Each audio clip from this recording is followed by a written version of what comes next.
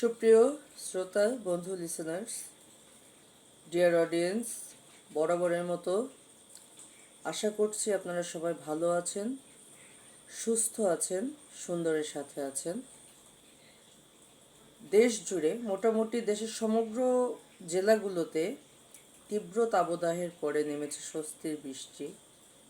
তো ওয়েদারটা ভালো থাকলে আসলে মন মানসিকতা একটু উদাস হয়, ভালো লাগে, শারীরিকভাবে স্বস্তি লাগে, কাজে কর্মেও একটা প্রশান্তি আসে। এবং সবচেয়ে যেটা প্রশান্তি জিনিস, যারা ঘুম ভালোবাসে তাদের ঘুমটা কিন্তু খুব সুন্দর হয়। সো আজকে আপনাদের সাথে একটি বিষয় নিয়ে আলোচনা করব। খুব ছোট্ট কিছু কথা, আপনাদের বেশি সময় নিব না। আসলে মানুষের জীবনে চলার পথে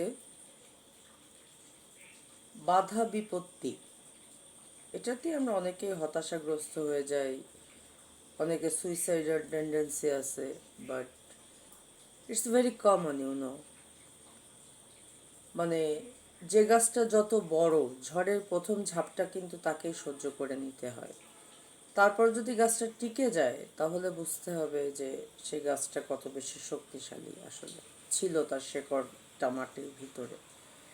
তো যা চলার পথ যত বিস্তৃত, তার চলার পথে আলোচনা, সমালোচনা, উত্থান পতন, এ নিয়েই তো জীবন। দিনের পরে রাত আসবে, রাতের পরে দিন আসবে। ভালো সময়ও যেমন চিরস্থায়ী না, মন্দ সময় কিন্তু চিরস্থায়ী না। এটা আমাদেরকে সবসময় মাথায় রাখতে হবে। তো মানুষের জীবনে একটি মজার ব্যাপার হচ্ছে, আমি আজকে বাটারফ্লাই ইফেক্ট নিয়ে একটি কথা বলবো। বাটারফ্লাই ইফেক্টের সায়েন্টিফিক একটা ব্যাখ্যা আছে, আমি ওই ব্যাখ্যায় যাব না। যেটা ইন জেনারেল ব্যাখ্যা আমি দিব, যে আমরা তো জানি যে শুঁয়োপোকা বড় হয়ে প্রজাপতি হয়, কিন্তু সেটাও কিন্তু একটা ধৈর্যের ব্যাপার, একটা সময় সাপেক্ষ ব্যাপার। আজকে দেখেন আমাদের দেশের মেগাস্টার আসলে অনস্বীকার্য। তো তার চলার পথটাও কিন্তু অতি দীর্ঘ।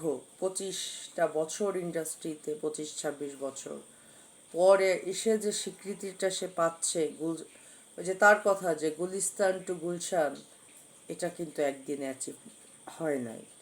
ঠিক তেমনি আপনারা জানেন কি না, অনেকেই হয়তো জানেন যে বাটারফ্লাই, দ্যাট মিন্স প্রজাপতি, যখন ঝড় বৃষ্টি আসে তখন বৃষ্টি বিশেষ করে তারা কিন্তু একটা নিরাপদ আশ্রয় থাকে। কারণ কি, বৃষ্টির পানি লাগলে প্রজাপতির ডানাগুলো নষ্ট হয়ে যায়, আবার বৃষ্টিটা থেমে গেলে সে কিন্তু উড়ে যায়। তো মানুষের জীবনটাও এরকম, যে আপনি যদি খারাপ সময়ের মধ্যে দিয়ে যান, মনে করেন যে আপনার নিজেকে গুছিয়ে নিতে হবে।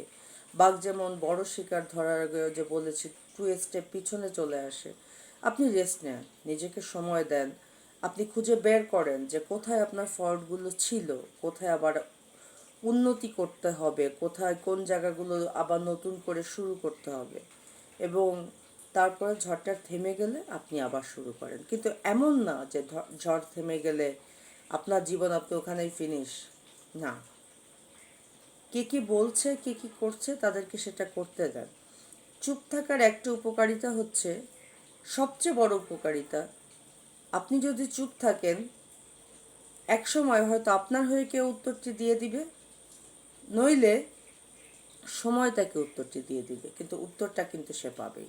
এটাই হচ্ছে কনফার্ম একটা বিষয়। তো এতটুকু ধৈর্য যদি আপনারা রাখতে পারেন, জীবনে অবশ্যই সফলতা নিশ্চিত।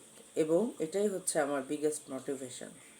আমি আমার লাইফ থেকে শিখছি, প্রতিনিয়ত শিখছি। আমি বলবো না আমি সব শিখে পড়ে আপনাদেরকে এখানে একেবারে একেবারে একজন বিশেষজ্ঞ হয়ে আপনাদেরকে মতো, আমিও আমার শেখার পথে যে বিষয়গুলো আমি প্রতিনিয়ত ফেস করি, সেখান থেকে লার্ন করি, সেটা আপনাদের সাথে শেয়ার করি।